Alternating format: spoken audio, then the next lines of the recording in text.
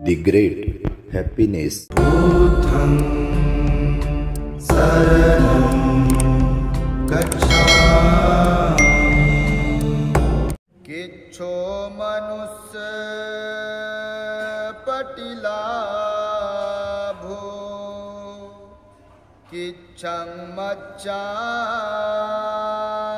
जीवितं किच्छं सद्धम्मसवनं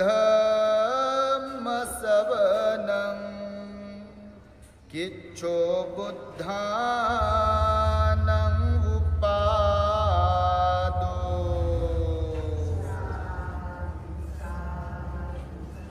संपूर्ण विश्वाला ज्यांनी सुख शांती मानवता तथा दुःख मुक्तीचा आर्य संदेश दिला असे ते दुःख मुक्तीचे मार्गदाता दुःख मुक्त महामानव महान कारुणिक तथागत भगवान सम्यक संबुद्ध तथागतांनी आपल्या शुद्ध प्रज्ञेतून निर्मिलेला सद्धम्म आणि त्याच सद्धम्माचा गेली 2500 वर्षांपासून सातत्याने अहोरात्र प्रचार आणि प्रसार करणारा पूजनीय भिक्खू संघ या महान आणि सर्वश्रेष्ठ अशा त्रिरत्नांना प्रथमतः त्रिवार अभिवादन।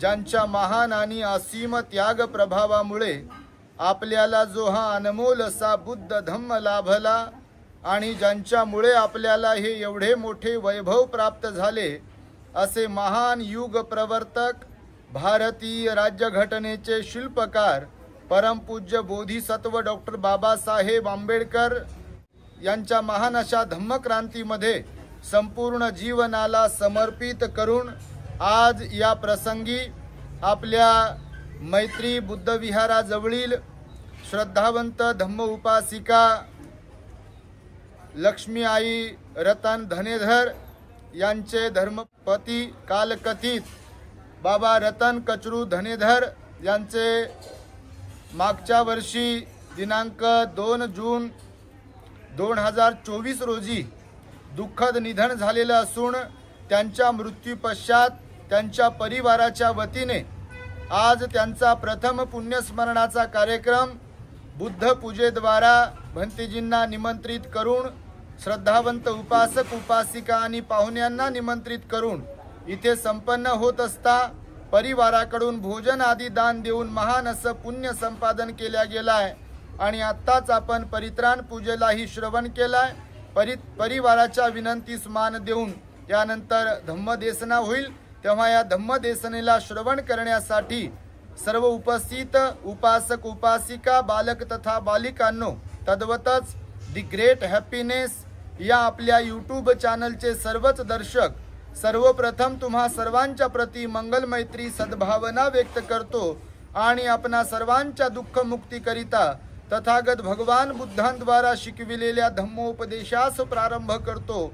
आपण सर्वांनी शांत एकाग्र आणि श्रद्धायुक्त चित्ताद्वारे या अनमोल बुद्धवाणीला आपल्या हित सुखाकरिता श्रवण करावे ग्रहण करावे। धनेधर परिवारातील धनेधर बाबा आपल्यातून मागच्या वर्षी निघून गेले आणि त्यांच्या मृत्यूपश्चात धनेधर आई आणि त्यांच्या परिवाराने हा कार्यक्रम आयोजित केला। मागच्याही वेळेला आम्ही उपस्थित होतो आणि याही वेळेला आम्हाला उपस्थित राहता आलं। धनेधर आई सातत्याने आपल्या मैत्री बुद्ध विहाराशी जोडल्या गेलेल्या आहेत। रोज आणि रोज बुद्ध वंदनेसाठी त्या येतात। भिक्षू संघाला भंतेजीला प्रत्येक महिन्याच्या एका तारखेस अत्यंत श्रद्धायुक्त चित्ताने भोजन आदी दान देतात। त्यांच्या परिवाराकडे सुद्धा त्या आम्हाला बऱ्याचदा घेऊन गेल्या आणि त्यामुळे त्यांची धार्मिकता त्यांची श्रद्धा बुद्ध धम्म संघावरती आहे। त्यांच्या परिवारातही धार्मिकता आहे आणि म्हणून त्यांनी आज हा कार्यक्रम होत असताना भंतेजीला निमंत्रित केला आहे। खरं तर मानवी जीवनाबद्दल भगवान बुद्धांनी 2500 वर्षांपूर्वी अनेक विध उपदेश दिलेले आहेत। भगवान बुद्ध या जीवनाबद्दल सांगताना सांगतात की जीवन हे नश्वर आहे, क्षणभंगूर आहे, सर्वजण मर्त्य आहेत, कायमस्वरूपी जिवंत राहण्यासाठी इथे कोणी आलेलं नाही आहे। फक्त फरक एवढाच आहे, कोणी लवकर जाते कोणी उशिरा जाते, आणि कुणाचा कसा तर कुणाचा कसा मृत्यू होतो. चांगलेही जाण्यासाठीच येतात, वाईटही जाण्यासाठीच येतात.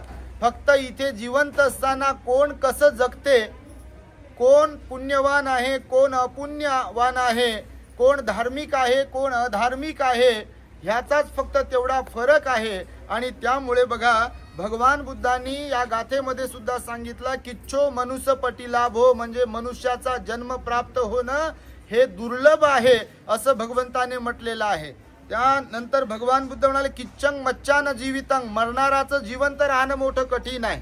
आता आपले भंते जे ॲडमिट आहेत बघा, घाटीमध्ये आम्ही जातो त्यांना पाहायला रोज, तर जेव्हा जातो तेव्हा कितीतरी लोक त्या स्ट्रेचरवरून, म्हणजे मेलेले लोक घरी घेऊन जातात बघा, रडणं पडणं रोज. भगवंतानं सांगितलं या जगतामध्ये, जग फार मोठं आहे, विश्व फार मोठं आहे, या विश्वामध्ये रोज एका क्षणाला कितीतरी लोक मरतात, रोज एका क्षणाला कितीतरी बाळ जन्माला येतात. फक्त जन्मताना कोणाची तब्येत चांगली असते त्या बाळाची कोणत्या तरी, आणि कोणत्या तरी बाळाची तब्येत बरी नसते. जन्म मृत्यूच्या बाबतीतही भगवंताने तसं सांगितलं, मृत्यू कुणाला कुठे कधी कसा येईल हे सांगता येत नाही. कोरोनाच्या दरम्यानही आपण पाहिलं आणि रोज आपण पाहतो, कधी कुणाचा ऍक्सिडेंट होतो तर कधी कुणाला अटॅक येतो, कुणाला काय होते आणि त्याच्यामध्ये मृत्यू येतो बघा. आता इथे आपल्या बाजूला सातदिवे साहेब आहे, त्यांच्या आई आहे, सातदिवे आई आहे, त्यांच्या सासूबाई आहे. काही दिवसांपूर्वी बघा डोळे बंद केले आणि कोणाला ओळखतही नव्हत्या आणि आता वाटलं संपला विषय आणि दवाखान्यात ऍडमिट केलं बघा.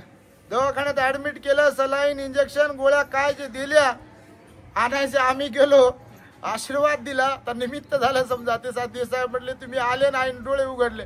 आणि खरंच तसंच झालं बघा. संध्याकाळी पुन्हा फोन आला सातदिवे साहेबांचा आणि ते म्हणाले आईने डोळे उघडले म्हणे.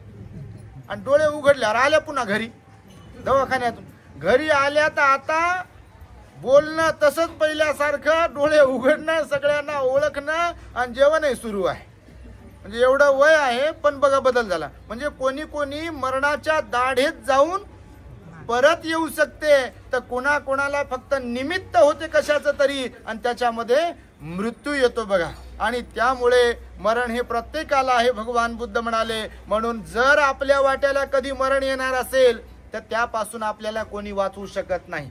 आपण करोडपती जरी असेल, खूप चांगल्या दवाखान्यात घेऊन जातो आपल्या व्यक्तीला असं जरी म्हणत असेल आणि घेऊन गेलो आणि जरी पैसे लावण्याचा विचार केला, परंतु त्यांच्या कर्म धर्म संवेगाने त्यांना मृत्यू येणार असेल तर त्याला कोणी रोखू शकत नाही. भगवान बुद्ध सुद्धा 80व्या वर्षी गेले. डॉक्टर बाबासाहेब आंबेडकर सुद्धा 60-65 वर्षांचं वय होतं, गेले.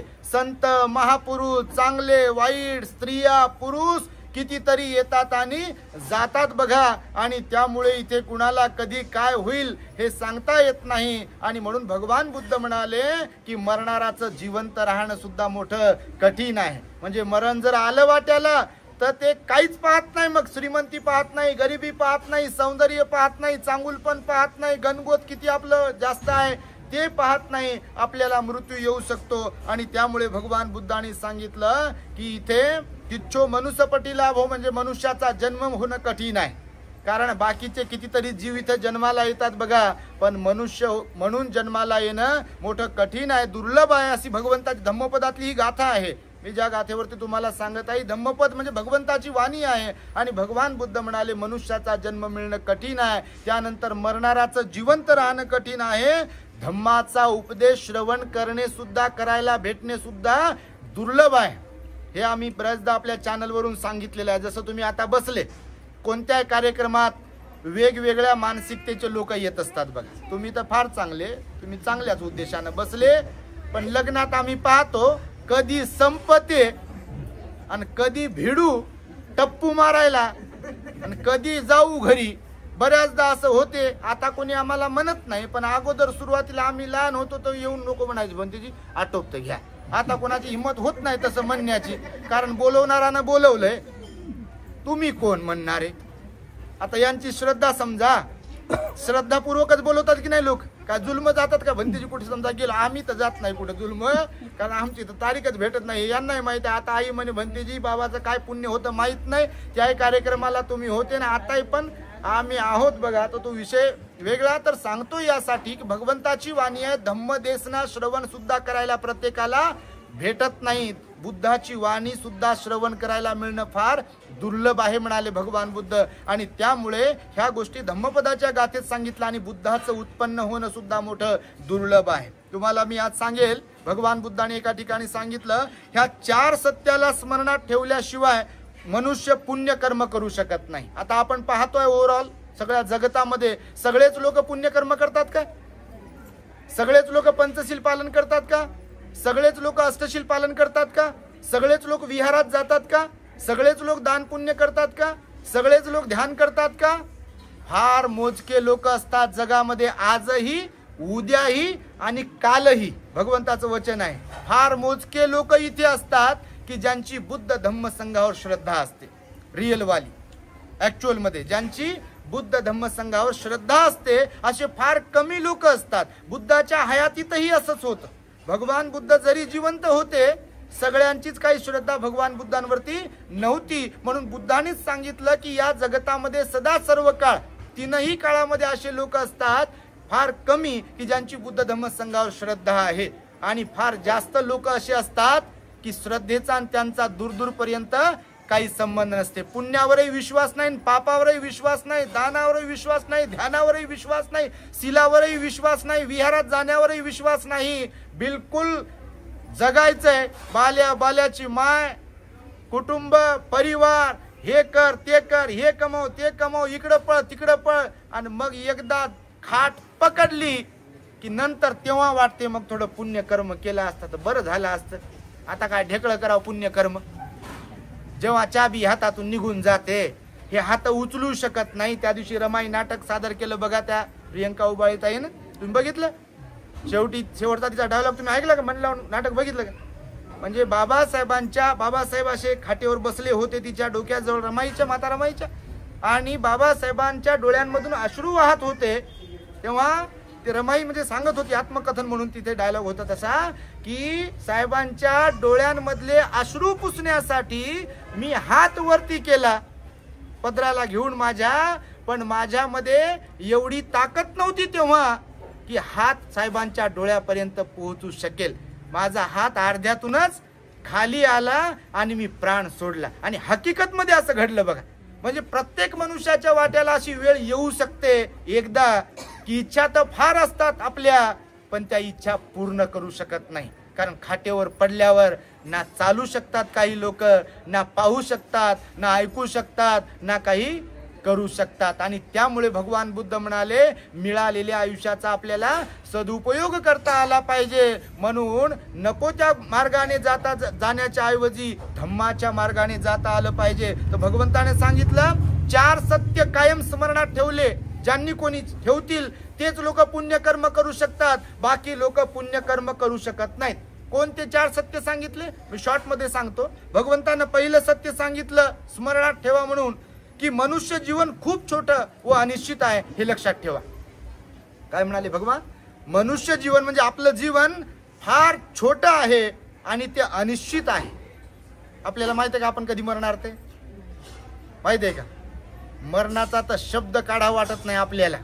कारण काही लोकांना वाटते बा समजा मी म्हणलं मी मरतो म्हणून, भांडणात लय म्हणत असतील लोक असे, मी मरतो म्हणून रागवून म्हणजे कोणाचा राग आलाय, वैतागलेत आता आणि लय दुःख, तर तेव्हा तेवढ्या पुरतं म्हणतात. पण मी प्रवचनात कधी कधी हसता सांगतो की समजा ज्यांना औषध घेतलंय, दवाखान्यात इकडून तिकडून नळ्या टाकल्यात त्याच्या, आणि दुरुस्त झालं समजा औषध घेतलेलं, आणि त्याला पुन्हा जर कधी म्हटलं हा डब्बा एंड्रिलचा माझ्याकडून दान पुन्हा थोडस घेता का, तर घेईल का? ते वाचलेलं कोणी असो घेईल का? समजा एखादी भगिनी कोणीतरी भांडणामध्ये म्हणा किंवा वैतागून म्हणा काही पेट्रोल रॉकेल अंगावर टाकलंय आणि ती गेली दवाखान्यात, समजा तिच्या पुण्यकर्मानं वाचली आणि पुन्हा संसार चालू लागली, जीवन जगू लागली, आणि तिला जर म्हटलं बा ही कॅन पेट्रोलची, रॉकेलची, ही माचीसची डब्बी तुला माझ्याकडून भेट एकदा, घेते का? घेतो का? घेईल का कोणीतरी? कारण ज्यांनी मरण पाहिलंय त्यांना वाटेल का पुन्हा त्या वाटेला जावं म्हणून? बिलकुल वाटत नाही. भगवंताचं वचन आहे. त्यामुळे भगवान बुद्ध म्हणाले मनुष्य जीवन फार छोटा आहे बघा, कारण हे कधी धोका देईल आपल्याला हे सांगता येत नाही. बालपणात तर काहीच नसते, शालेय जीवन असते, बालपण असते, तेव्हा तर काही आपण करत नाही, मायबापाच्या जीवावर उड्या. लग्न झालं की बायको किंवा बायको मुलगी असेल तर नवरा, आणि मग लेकरं, बाळ, आणि मग बाल्यान, बाल्याची मायन, शाळा, घरन दारण, हे कर ते कर, त्याच्यातच जाते. आणि पुन्हा मग ठेचा लागायला जेव्हा सुरुवात होते, आपलंच पोरग आपल्या कामी पडत नाही, आपलीच पोरगी आपल्याला विचारत नाही, मग कोणीच विचारत नाही, मग आजार झाले. आणि तेव्हा समजा जर कधी पुण्य भावना निर्माण झाली, सुचलंय, तरी मग हे धोका देऊ शकते कधी. आपल्या साजापूरला महाकरुणा मॉनेस्ट्री मध्ये बघा, आपली एक भंतेजी आहे, प्रज्ञादीप भंतेजी, त्यांना पॅरालिसिसचा अटॅक आला बघा काही 2-4 वर्षापूर्वी. बघितलं, भंतेजी राहतात आपले, सेवा करता सामने आपले तिथे. तर त्यांना अटॅक आला बघा, अर्ध शरीर त्यांचं कामातून गेलं. अगोदर बसता उठता येत नव्हतं, चालता येत नव्हतं, बोलता येत नव्हतं, खाता पिता येत नव्हतं. आता मात्र तब्येत फार चांगली आहे, बिलकुल एकदम, म्हणजे आहे थोडा प्रॉब्लेम, पण सांगतो यासाठी त्यांना वाटलं असेल कधी आपण भंतेजी आहोत, हे आपल्याला धोका देईल की नाही असं वाटलं असेल का?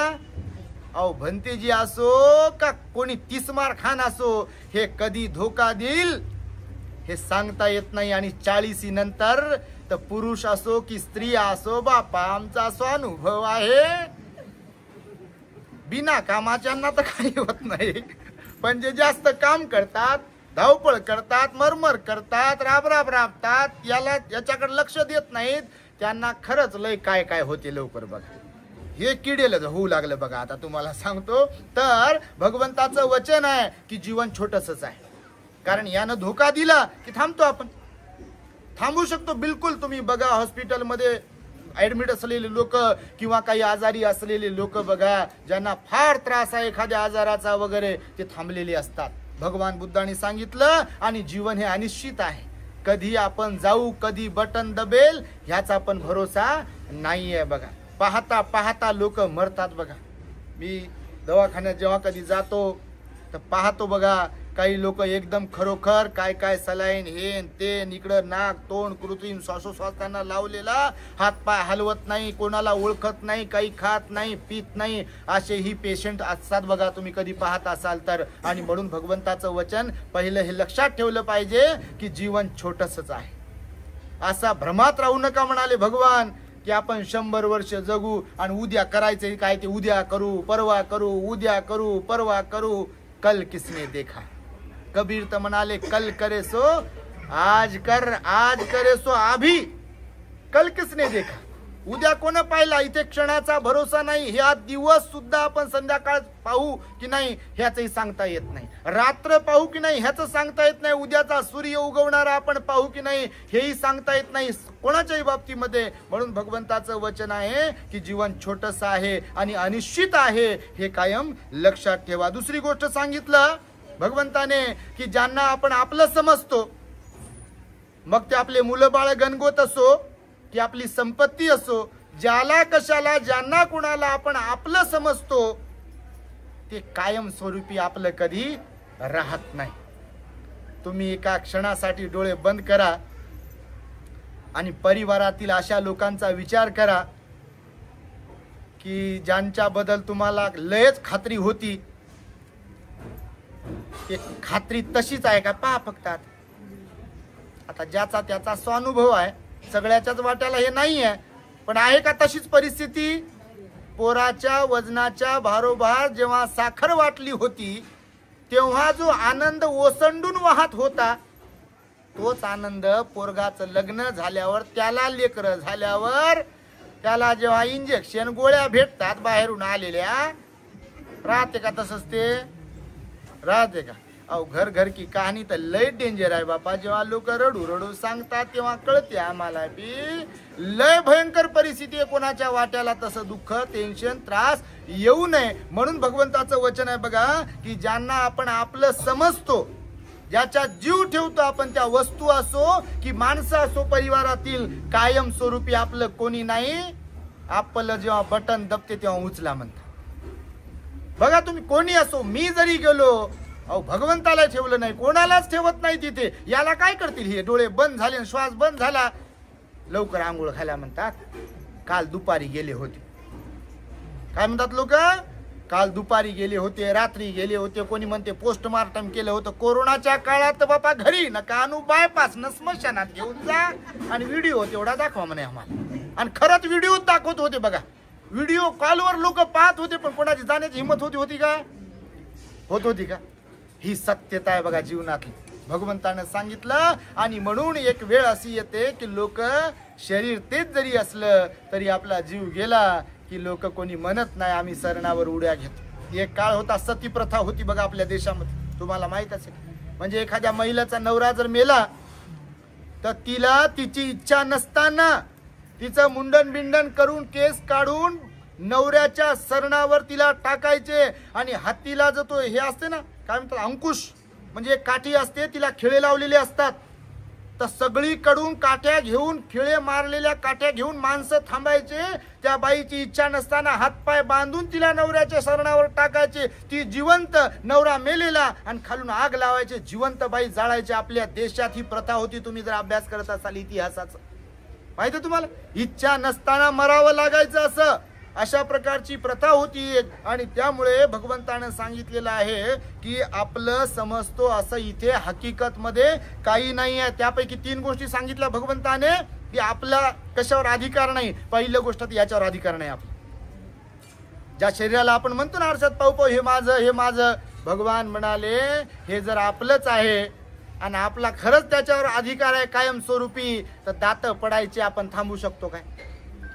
बहिर व्हायचं आपण थांबू शकतो का? डोळे अंध व्हायचे आपण थांबू शकतो का? गुडघे आता पहा आमच्या कदमाईना गुडघे चेंज केले, मांडी घालून बसता येत नाही. आता हे काय तात्पुरत्या स्वरूपात सुरू आहे गाडी, पण त्यांच्या श्रद्धा आहे म्हणून त्यांनी बघा विहार सोडलं नाही. बघा एकदा कदमाईसाठी आमच्या टाळ्या वाजवल्या पाहिजेत. असंही फार कमी लोक आहे की आपलं दुखणं, परिवारातलं संकट, त्रास, टेन्शन पुढं करून मी विहारात येत नाही, मी धमाचं आचरण करत नाही, पंचशील पालन करत नाही, असे काही म्हणजे फार कमी लोक आहे की त्याला ते आडसर येऊ देत नाहीत बघा. आणि त्यामुळे पहिलं शरीर आहे म्हणाले भगवान की याच्यावर पूर्ण आपला हक्क अधिकार नाहीये. हे केस आता काळे दिसू लागले, 40 क्रॉस केली की तुम्ही तर बापा पॉलिस लावू लयच परेशान. काही आमच्या आहे हा, काही बाबा, हे पाया बाबाचे आमच्या, खालचे पांढरे आणि वरचे काळे. आता यांनी फार पालिश लावली, सगळीच्या सगळी हे काळे झाले पाहत, म्हणजे कोणाचे होतात. आता आजकाल तर काही विषय राहिला नाही तसा, पण नैसर्गिकरित्या याला आपण थांबवू शकत नाही. थांबवू शकतो का? म्हणजे पांढरे केस होणे थांबवू शकत नाही. दात काही वर्षानंतर काही अंतराने पडणारे त्याला थांबवू शकत नाही. नैसर्गिकरित्या बहिरेपणा जर आला तर त्याला आपण थांबवू शकत नाही. कंबर जर वाकली एकदा तर त्याला आपण थांबवू शकत नाही. गुडघे जर कामातून गेले तर त्याला आपण थांबवू शकत नाही. जठराग्नी किंवा डायजेशन सिस्टम जर आपली खराब झाली तर त्याला आपण परमनंटली दुरुस्त करू शकत नाही. हार्ट जर खराब झालं तर बायपास कर, काय काय कर त्याला करावं लागते आणि पुन्हा त्याची काळजी घ्यावी लागते. आणि त्यामुळे शरीर कायम स्वरूपी आपल्याला साथ देऊ शकत नाही, ही गोष्ट लक्षात ठेवा म्हणाले. दुसरी गोष्ट सांगितली संतान. आता मी सांगितलं बघा तुम्हाला, ज्या म्हणजे मुलाबाळाबद्दल जे अट्रॅक्शन असते, आकर्षण असते, भगवान बुद्ध म्हणाले तेही कायम स्वरूपी नाही आहे. आपलेच मुलं बाळ जरी असले, समजा एक दिवस असा येतो की ते असतात तुमचेच, पण त्यांचा तुमच्यातला जो जीव आहे तो काही अपवाद वगळता सगळे तसे नसतात, पण मग तो कमी कमी कमी कमी होत जातो बघा. आई तीच असते, वडील तेच असतात, भाऊ तेच असतात, बायको तीच असते किंवा नवरा तोच असतो, सगळे लोक तेच असतात नात्यातले. पण आज तर पाहतो आपण सगळीकडे, आज किंमत कशाला आहे? आज किंमत पैशाला आहे बघा. पैसा आहे तर भाऊ आहे, पैसा आहे तर बहीण आहे, पैसा आहे तर नवरा, पैसा आहे तर बायको, पैसा आहे तर बाप आहे, पैसा आहे तर माय आहे, पैसा नाही तर तुम्ही कोणी नाही आमचे, आम्ही नाही कोणी तुमचे. अशी परिस्थिती आहे तुम्हाला सांगतो. फक्त काही लोक अपवाद याला आहेत, परंतु पैशा पायी लोक काय नाही करत या जगामध्ये. तुम्ही पाहत असाल किती किती व्हिडिओज व्हायरल होतात, असे नको नको असे मारझोड केलेले लोकांच्या. आता बघा तिकडे साजापूरच्या पलीकडे काही गावाला ते एक टोळी चोरांची फिरत होती. एका घरी चोरी झाली बघा, आपल्याच लोकांच्या एका गावाला, खेड्या गावामध्ये. त्या आईचं नाकही तोडलं, तिच्या नाकामध्ये नथनी होती पा तिचं ते नाक तोडलं बघा बिलकुल बिचारीचं माऊलीचं. त्या कानामध्ये ते काय होते ते काय म्हणतात त्याला ते कानातले होते ते तोडले. घाई गडबडीत लोक उठले म्हणून बघा तिचं नाक रक्तबंबाळ त्या आईचं झालं, तिचा कान रक्तबंबाळ झाला. त्या चोराने त्याचा काही विचार केला नाही आणि त्यामुळे बघा हे कधी काय होईल हे सांगता येत नाही. आणि त्याच्यामुळे सांगितलं आहे की संतानही एक वेळ येऊ शकते ती आपली होऊ शकत नाही, हे भगवंताचं वचन आहे. तिसरी गोष्ट सांगितली संपत्ती. ज्या संपत्तीला पकडू पकडू चिपकू आपण राहतो. आम्ही लहान होतो तेव्हा कोणी मेलं की नाही तर तेव्हा 10 पैसे 5 पैसे 4 आणे असायचे पा, लोक असे उधळायचे. आता काही ठिकाणी कोणी मेलं की कंपाळाला 1 रुपया काही पैसे लावतात बघा. त्याचा हेतू एकच आहे, तुमचा अभ्यास नाही तसा, आता आमचा अभ्यास आहे कशासाठी लावतात ते स्मशानाच्या बाहेर पण बघा. आम्ही जेव्हा तुम्ही अंतिम संस्काराला जात असाल, आता ते आई वारलं एक आपण गेलो होतो तर ते नैवेद्य ठेवला होता तिथे. काय अर्थ आहे माहिती त्याचा? का ठेवतात माहिती आहे तुम्हाला? ते वेशीवर पण का ठेवतात तिथं ज्वारी तांदूळ वगैरे का ठेवतात माहिती आहे तुम्हाला? माहिती आहे का तुम्हाला? याच्यासाठी ठेवतात की बापा यायचंच असेल, खाण्यापिण्यात जीव असेल तर ते जे नैवेद्य ठेवला ज्वारी बाजरी काय जे ठेवली की नाही तांदूळ बिंदूळ वेशीवर विसावा म्हणता बाजाला तिथपर्यंतच या, घरी येऊ नका.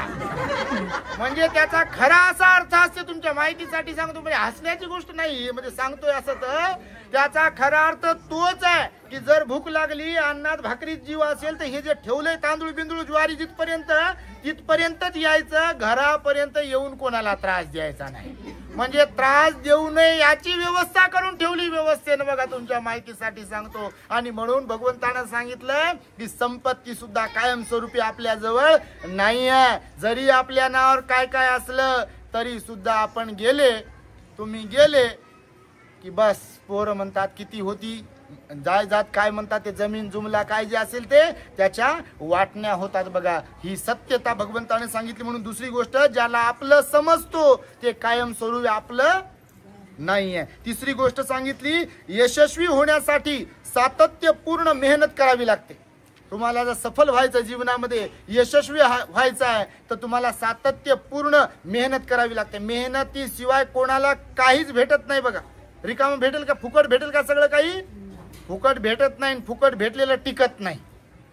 ज्याला फुकट भेटत असेल कोणाला तर ते फुकटाचं टिकत नाही, मेहनतीचं टिकते. म्हणून महापुरुषाचं वचन आहे की मेहनत असली पाहिजे, मेहनतीतही सातत्य असायला पाहिजे तरच ते टिकते. ही तिसरी गोष्ट लक्षात ठेवा. चौथी आणि शेवटची गोष्ट सांगितली, एका क्षणात जीवन बदलते, आपल्याला धोका देते बघा. एका क्षणामध्ये धोका देते बघा जीवन. कारण काही जर झालं की जाग्यावरच आपल्याला थांबावं लागतं. हालत नाही, उई करत नाही, चुई करत नाही ना, काहीच नाही. जीव निघून गेला की त्या बॉडीला मारलं काय, त्यांच्या समोर रडलं काय, पश्चाताप केला काय, नैवेद्य ठेवला काय, त्यांना पुऱ्या आवडत होत्या त्या पुऱ्या ठेवलं काय, तेलकट आवडते ते ठेवलं काय. त्या दिवशी गेलो आम्ही स्मशानात, तुम्हाला सांगतो बिड्याचं पॉकेट ठेवलं. खरंच सांगतो तुम्हाला, हो तुम्ही पाहता आमची लय नजर बारीक अशी, कारण शिकवावं लागते नाही, लोकांचं प्रबोधन करावं लागते. बिड्याचं पॉकेट ठेवलं पहा. एकदा मागे गेलो होतो दारूची बॉटल ठेवली आणि माझ्या बाजूला एक बुजुर्ग बाबा होते, त्यांना विचारलं बाबा हे कशासाठी ठेवली इथं? तर ते म्हणे म्हणते जे पिणारे असतील म्हणे ते दाखवावं लागते म्हणे. मी म्हणलं आता दाखवून काय उपयोग आहे? तर ते लोकांचं बघा असे बऱ्याच प्रकारचे आजही लोक कावळ्याला घास भरवतात. आम्ही जातो काही ठिकाणी तर ते आता करत नाही लोक जास्त, पण अगोदर त्यांच्या नावचा नैवेद्य. अहो भगवंतानं सांगितलं की मायबाप असेल किंवा कोणी असेल जिवंतपणामध्ये त्यांना खाऊ पिऊ घातलं पाहिजे. मेल्यावर काय खाईल ते उठून खाईल का? मेल्यावरची तर गोष्ट सोडा. समजा आपण झोपलो, अशी समजा आपण झोपलो आणि आपले आवडीचे पदार्थ आणून असे हळूच ठेवले ताटात, पंच पक्वान, आणि आपलं घोरणं सुरू आहे, धर धर धर धर इथं ठेवले. कोणीच उठवत नाही आपल्याला, आपणही उठलो नाही तर ते पदार्थ जातील का? ऑटोमॅटिक जातील का? आणि मेलेलं कोण उठल खायला आणि कुठून येईल? आणि आलं तरी समजा तर शांत तुम्हाला सहन होईल का बापा आलं कोणी? म्हणून लोकांनी काल्पनिक केलं, म्हणजे काल्पनिक गोष्ट सांगितली भूत होऊन लागते म्हणे. म्हणजे लोक घाबरतात, भूत होऊन लागते म्हणून. तर अशी ज्यांना कोणाला भीती आहे तर त्यांनी जिवंतपणे सेवा केली पाहिजे. जिवंतपणात चांगले सफरचंद द्याव. त्या घाटीत ऍडमिट ICU मध्ये आणि सफरचंद घेऊन चालले लोक. मी हटकतो, लोक कुठे घेऊन चालले? पेशंट आहे म्हणून. कुठं? ICU मध्ये ऍडमिट. आता ICU मधला पेशंट सफरचंद नारळ पाणी खाईल पिल का? भगवंताचं म्हणून वचन आहे, जिवंतपणामध्ये मायबाप असतील किंवा जे कोणी असेल त्यांची सेवा केली पाहिजे. आणि त्यामुळे ही चौथी गोष्ट सांगितली, एका क्षणात सर्व काही थांबते.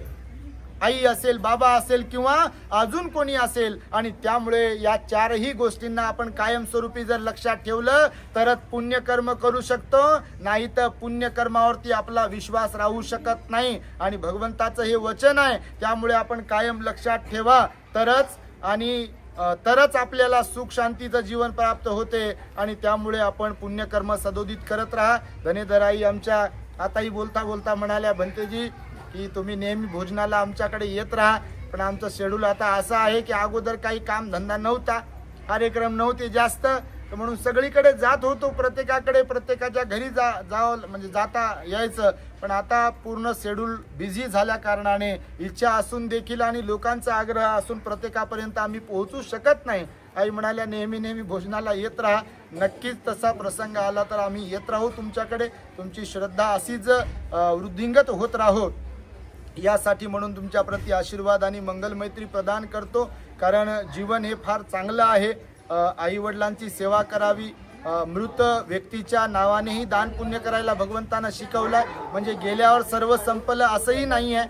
बऱ्याचदा असंही काही लोकांचा गैरसमज असतो की गेलं म्हणजे विषय संपला. एका अर्थाने संपतो विषय, दुसऱ्या अर्थाने संपत नाही.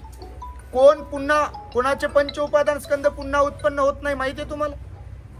आपण भवचक्रात आहोत हे तरी माहिती आहे तुम्हाला? आपण कोणत्या चक्रात आहोत?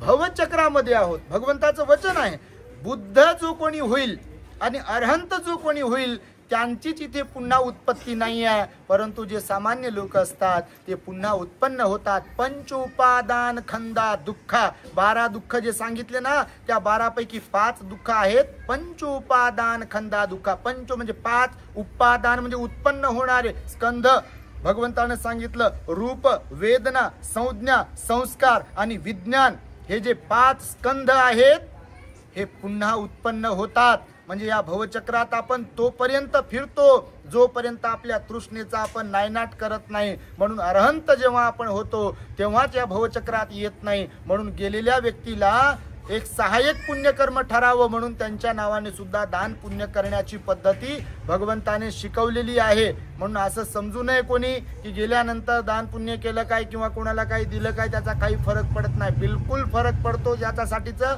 स्वतंत्र एक सुत्त सुद्धा आहे. आपल्या चॅनलवर मी सांगितलं असेल ते. भगवंताच्या काळामध्येच भगवंताला असा प्रश्न विचारला, भगवान गेल्यानंतर जर त्यांच्या नावाने दान दिलं तर ते त्यांना भेटते का? तर ते आता याच्याबद्दल आपल्या देशामध्ये गैरसमज भरपूर आहेत. परंतु भगवंताचं वचन असंच आहे की जर ती व्यक्ती जिवंत असती तर त्यांना औषध पाणी देऊ शकलो असतो, दिलं असतं. जर व्यक्ती जिवंत असती तर त्यांना आपण कपडा लता घेऊ शकलो असतो. जर व्यक्ती जिवंत असती तर त्यांना खाऊ पिऊ घातलं असतं. तर भगवान बुद्ध म्हणाले, ती व्यक्ती आपलीच होती ना, निघून गेली आहे ना शरीराने. जर त्यांच्याबद्दल प्रेम होतं तर भगवान बुद्ध म्हणाले, त्यांना जे जे देऊ शकत होते तुम्ही जिवंत असताना त्यांच्या नावाने ते तुम्ही दान पुण्य करत राहिले पाहिजे. तर प्रेम, नाही तर प्रेम ब्रेक झाला ना प्रेमाला तिथे. मग प्रेम कुठे गेलं? कारण प्रेम तर हृदयामध्ये आहे ना त्या व्यक्तीच्या बद्दल. आणि म्हणून हे कपडे लत्ते जे देता काही ठिकाणी, आता आम्ही पाहिले हे लई ठिकाणी. शेवटचा पॉईंट सांगतो, तुम्हाला नाव ठेवत नाही पण हे सांगितलं पाहिजे, वाईट नका वाटू देऊ. कारण जग फार सुधारलंय आता. बघा, संदीप काम करते, चांगल्या ठिकाणी काम करते संदीप.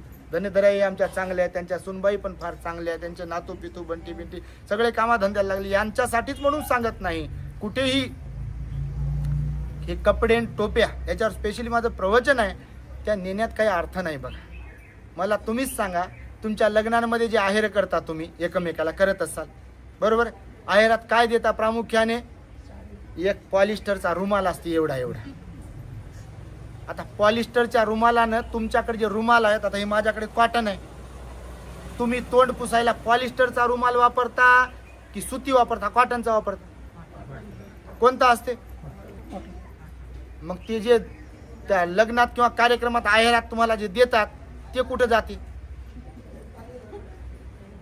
बरं, ती टोपी जी आहे कोण घालते? आता इथं बसलेलं कोण घातलं टोपी? हे बोलणं जरुरी आहे म्हणून एकाच मिनिटात बोलतो हे, कारण आपल्या चॅनलवर जाते ऑलरेडी आणि गेलं पाहिजे, तर प्रबोधन झालं पाहिजे. तर कपडे लत्ते कोणाला घेतले काय नाही घेतले काय अशा प्रसंगी ते महत्वाचं नाही, तुमचं प्रेम महत्वाचं आहे. अशा माऊलीला म्हणजे ज्यांच्या घरचं कोणी गेलाय त्यांच्या पोरांना त्यांच्या लेकरांना तुम्ही भेटत असाल, त्यांना काही अशी मदत करत असाल किंवा त्यांना प्रेम देत असाल, त्यांना समजून घेत असाल, त्यांना सपोर्ट करत असाल तर ते कामी पडेल. मी नेहमी सांगतो त्या पॉलिस्टर रुमालानं नाकही पुसल्या जात नाही. पुसल्या जाते का? काय कामाचा तू? आणि एखाद्या घरचं कोणी मेलेलं आहे तुम्ही लग्नात वगैरे करत असाल तर बा तिथं समजू शकतो. मेलेल्या व्यक्तीच्या तिथं जर ते कपडे लते घेत असाल तर ही कोणती प्रथा आहे? ही प्रथा काही कामाची नाही. म्हणून त्या लोकांना तिथले आपण सहकार्य केलं पाहिजे, प्रेम दिलं पाहिजे, त्यांना सपोर्ट केला पाहिजे. कपडे लते घेण्यात काही अर्थ उरत नाही. लोकांमध्ये सुधारणा होत आहे, तुम्ही पण स्वतःमध्ये सुधारणा करा. असं नका समजू की भंतीजी बोलतात त्यांचं कामच आहे, आम्हाला काही ड्युटी नाही आहे, आम्हाला कोणी पद्मश्री देणार नाही असं बोलल्यामुळं सांगितल्यामुळं काय कुठून पगार आणि पेन्शन भेटत नाही. पण हे बाबासाहेबांनी परिवर्तनवादी धम्म दिला आपल्याला. आपण बदललो पाहिजे. आपण बौद्ध आहोत ना, आणि त्यामुळे आपल्यामध्ये बदल झाला पाहिजे. आणि त्यामुळे आम्हाला इथे आमच्या धनेधर आईने, संदीप आणि त्यांच्या संपूर्ण परिवाराने निमंत्रित केला. तेव्हा ही छोटीशी धम्मदेसना आपल्या सर्वांच्यासाठी हितकारक ठरावी अशा प्रकारची मंगल आणि उदात्त कामना व्यक्त करून मी माझ्या शब्दांना इथे पूर्णविराम देतो आहे. भवतो सब मंगलम रखन्तु सब देवता सब बुद्धानुभावेन सदा सोथी भवन्तु ते. भवतु सब मंगलम रखन्तु सब देवता सब धम्मानुभावेन सदा सोथी भवन्तु ते. भवतु सब मंगलम रखन्तु सब देवता सब संघानुभावेन सदा सोथी भवन्तु ते. बुद्धं नमामि, धम्मं नमामि, संघं नमामि. सूचना आहे सर्वांना. खरं तर बुद्ध बाबासाहेबांना अभिप्रेत असलेला आदर्श बौद्ध समाज निर्माण व्हावा हा आपला अजेंडा आहे, हा आपला शुद्ध हेतू आहे. आणि त्यामुळेच प्रत्येक कार्यक्रमातील धम्मदेसना आपल्या चॅनलवरती टाकत असतो. निश्चितपणे तुमच्यापैकी बरेच जण आपल्या दी ग्रेट हॅपीनेस चॅनलचे फॉलोअर्स आहात, सबस्क्रायबर आहात. एकदा सर्वांसाठी टाळ्या वाजवा तुम्ही. हे यासाठी सांगतो आहे की तुमच्यापैकी जे नवीन असतील तर त्यांनी आपल्या परिवारामध्ये टी व्हीला कनेक्ट करून किंवा मोबाईलमध्ये आपल्या परिवारामध्ये परिवर्तन व्हावं, मुलांवर धम्माचे संस्कार व्हावेत, बाबासाहेब त्यांना कळावेत. ही इच्छा ज्यांची कुणाची असेल किंवा घरामध्ये विस्कटलेली घडी ज्यांच्या कुणाची असेल आणि त्यांना वाटत असेल की ती घडी नीट व्हावी, घरामध्ये धम्ममय वातावरण खरंच निर्माण व्हावं, तर त्यांच्यासाठी उपयुक्त असलेलं आपलं दी ग्रेट हॅपीनेस चॅनल आहे. तर आपल्या चॅनलला तुमच्याकडे मोबाईल आहे, टी व्हीवरील किंवा मोबाईलवरील किंवा यूट्यूबवरील नको ते डोकं खराब करणाऱ्या मालिका, सिरियल, चित्रपट पाहण्यापेक्षा आणि मुलांनाही त्या माध्यमातून बिघडवण्यापेक्षा बुद्ध बाबासाहेबांना अभिप्रेत असलेले अनेक विषयांवरील प्रवचन आपल्या चॅनलवरती असतात. तर म्हणून मोबाईलमध्ये जाऊन यूट्यूबला आपल्या दी ग्रेट हॅपीनेसला तुम्ही सबस्क्राईब करावे, इतरांनाही सबस्क्राईब करण्यासाठी सांगावे. आणि जी प्रवचनं असतात ती आपल्या नातेवाईक, आप्तेष्ट आणि व्हॉट्सअप ग्रुपवरील जेवढी लोक असतात त्यांना शेअर करत राहावीत, लाईक करावीत आणि कॉमेंट्स करत राहाव्यात, जेणेकरून बुद्ध धम्माचा प्रचार आणि प्रसार होईल. The great happiness. शरणं गच्छामि.